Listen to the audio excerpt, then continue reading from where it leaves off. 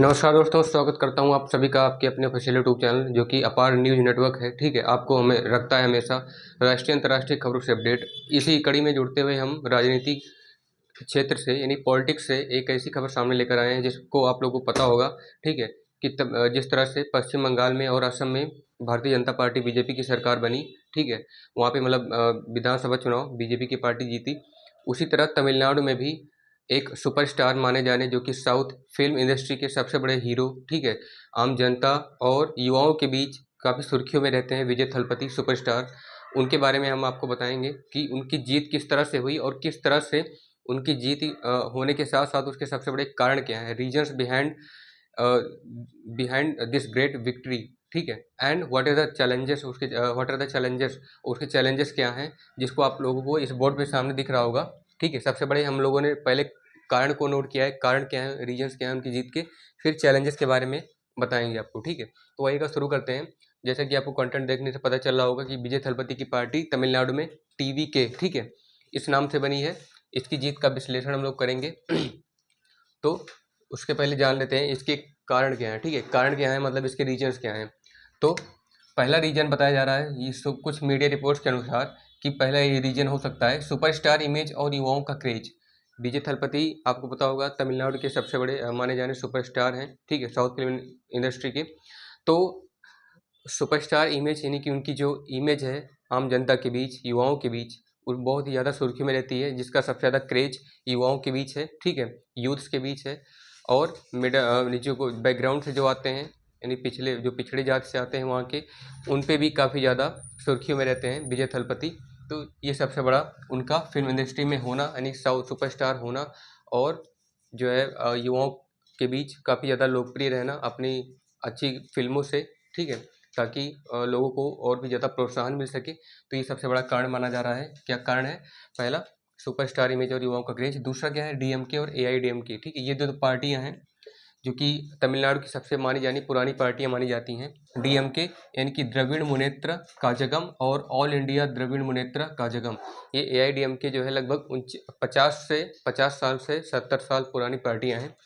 तो ये बहुत ही ज़्यादा पुरानी पार्टियां हैं। इनसे जनता की उम्मीदें टूटी, यानी कि जो पुराने वादे किए गए थे इन राजनीतिक पार्टियों डीएमके और, यानी कि एमके स्टालिन जो कि डीएमके पार्टी के नेता हैं, और एआईडीएमके ये जो पार्टी है, ठीक है, राजनीतिक पार्टी, इनसे किए गए वादे जो कि जनता को मतलब जनता के लिए किए गए थे, उनकी भलाई के लिए किए गए थे, शिक्षा, स्वास्थ्य पर, रोजगार को लेकर के किए गए थे, वो पूरी नहीं हो पाए।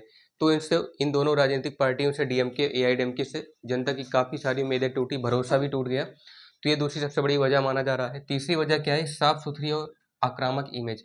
विजय थलपति की सुपरस्टार होने के साथ साथ सबसे ज़्यादा अच्छी इमेज का उन्होंने इस्तेमाल किया।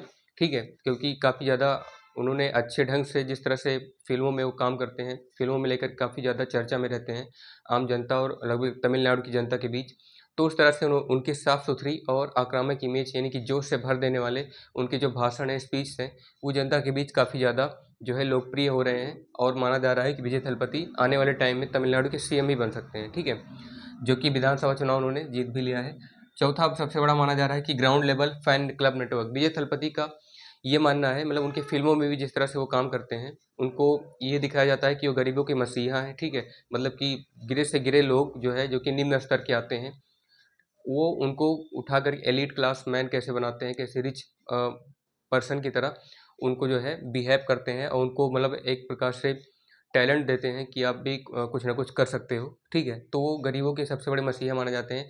यानी कि यही कारण है कि विजय थलपति को जो सबसे बड़ी जीत मिली है, वो युवा वोटों से तो मिली ही है, लेकिन उनके जो सबसे निचले स्तर के फैंस हैं, उनको सबसे ज़्यादा विजय थलपति को जो वोट मिले हैं, वो उनके निचले स्तर वाले फैंस से, यानी कि बहुत ज़्यादा ग्राउंड लेवल से, निचले लेवल से के स्तर वाले फैंस से मिली है। ठीक है, जिसका सबसे बड़ा नेटवर्क विजय थलपति के पास है।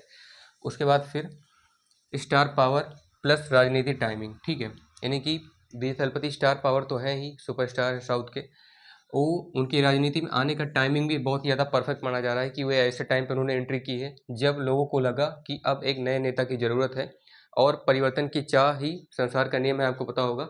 एक पार्टी, दो पार्टी, इस मतलब इन्हीं दोनों पार्टी के बीच तमिलनाडु की जनता सिमट कर रह गई थी। तो तीसरा ऑप्शन भी इसको चाहिए। तो राजनीति में आने का टाइमिंग भी बहुत ही ज़्यादा सही माना जा रहा है कि जिस टाइम पे चाहिए था विजय थलपति ने उसी राइट टाइम पे एंट्री मारी है राजनीति में। अब इस जानते हैं कि सबसे बड़ा इसका जो कारण है, ये हमने 2 पॉइंट में नोट किया है, मतलब 2 वर्ड्स में। एक युवा वोट है और दूसरा है बदलाव की चाह। ठीक है।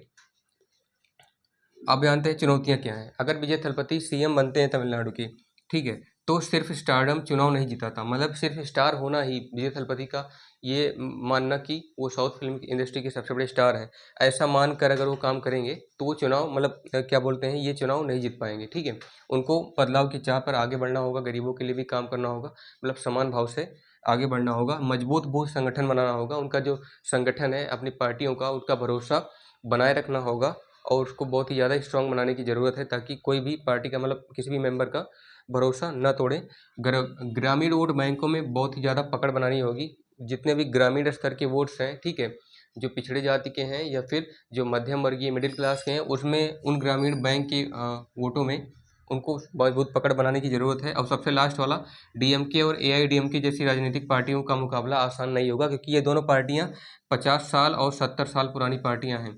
तो पुरानी पार्टियों से मुकाबला करना, ये मान कर चलना कि वो फिर इसी तरह जो है ज़्यादा मेहनत करने की ज़रूरत नहीं पड़ेगी, फिर जीत जाएंगे, तो ये मानना उनका गलत होगा। क्योंकि पुरानी पार्टियों मतलब अपने जो विरोधी पार्टी है, मतलब उनको कभी भी कमज़ोर नहीं समझना चाहिए। तो इस तरह से उनको मान के चलना होगा कि उनको बहुत ही ज़्यादा मेहनत करने की ज़रूरत है अगर सीएम बनना चाहते हैं अगली बार तो दोस्तों ये रहा जीत का सबसे बड़ा बड़ा कारण। ठीक है। जीत का सबसे बड़ा कारण के साथ साथ चुनौतियाँ क्या, चैलेंजेस क्या हैं, रीजन्स क्या हैं, इनको हम लोगों ने डिस्कस किया। अगर आप लोग को वीडियो पसंद आई है तो शेयर कीजिएगा, लाइक कीजिएगा। ठीक है।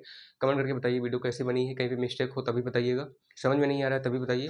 जितने ज़्यादा हो सके शेयर कीजिए। चैनल पर पहली बार है तो सब्सक्राइब कीजिएगा। धन्यवाद। जय हिंद। वंदे मातरम।